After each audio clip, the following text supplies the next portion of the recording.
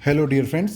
आज के इस डिस्कशन में हम ये देखने वाले हैं why we take gross income that is before TDS, not net income that is after TDS.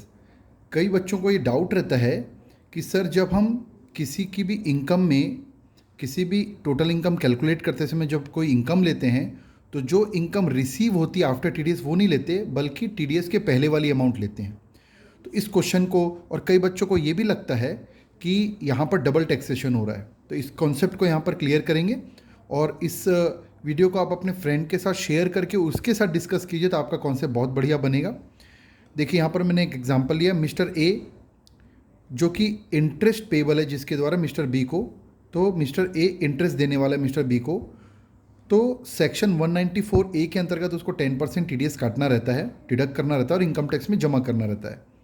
तो यहाँ पर मिस्टर ए को टीडीएस डिडक्टर बोला जाएगा टेक्निकली और मिस्टर बी को यहाँ टीडीएस डिडक्टिव बोला जाएगा। अब मैंने यहाँ पर एक एग्जांपल ले लिया है, उसको टोटल मिलाकर 1,00,000 रुपये इंटरेस्ट का पेमेंट करना है जिसको यहाँ पर हम ग्रॉस बोल रहे हैं। टोटल इनकम इंटरेस्ट 1,00,000 रुपये देना है जो कि मिस्टर बी की इनकम है।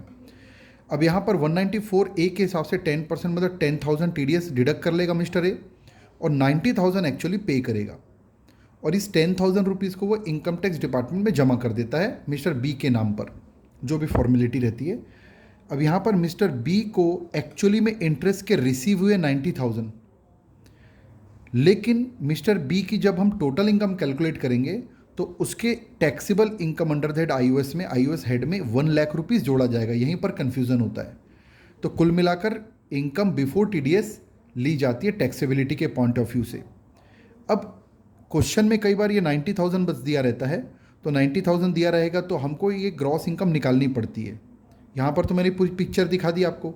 तो अगर केवल ये पिक्चर आपको क्वेश्चन में दिख रही है कि 90,000 इंटरेस्ट रिसीव्ड नेट या आफ्टर टीडीएस, तो हम क्या करते हैं 90,000 ये 90% है तो उसको 100% करना है, इंटू 100 डिवाइडेड बाई 90। कुल मिला के 90 क्या है 100 माइनस टीडीएस का रेट, टीडीएस का परसेंटेज 10%। टीडीएस का रेट डिफरेंट रहेगा तो चेंज हो जाएगा।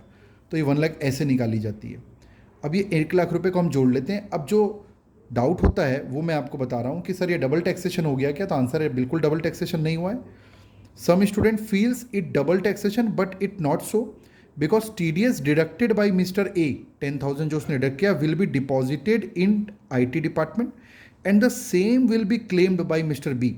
कैसे क्लेम करता है मिस्टर बी की, जब फाइनली टोटल इनकम आएगी, ये सब 1,00,000 रुपये जोड़ने के बाद अदर इनकम लेने के बाद, तो टोटल इनकम में जो भी टैक्स पेबल आएगा, टैक्स निकलेगा, सरचार्ज वगैरह इफ एनी, जो भी पूरा फाइनल इनकम जो आएगी, फाइनल इनकम मैं एज्यूम कर रहा हूँ मान लो 25,000 आ रही है, तो जो टीडीएस उसका डिडक्ट हो रखा है 10,000 उसको वो क्लेम करेगा और इनकम टैक्स केवल 15,000 पे करेगा।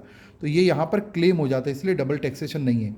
आई होप ये डिस्कशन आपको, बेसिक डिस्कशन टीडीएस का, आपके नॉलेज को इन्हेंस किया होगा और नॉलेज को और ज़्यादा अपग्रेड करने के लिए इस वीडियो को आप अपने फ्रेंड के साथ शेयर करके ज़रूर डिस्कस कीजिए, क्योंकि डिस्कशन करने से ही आपका कॉन्सेप्ट अलग लेवल का बनता है और काफ़ी समय तक वो हमको याद रहता है।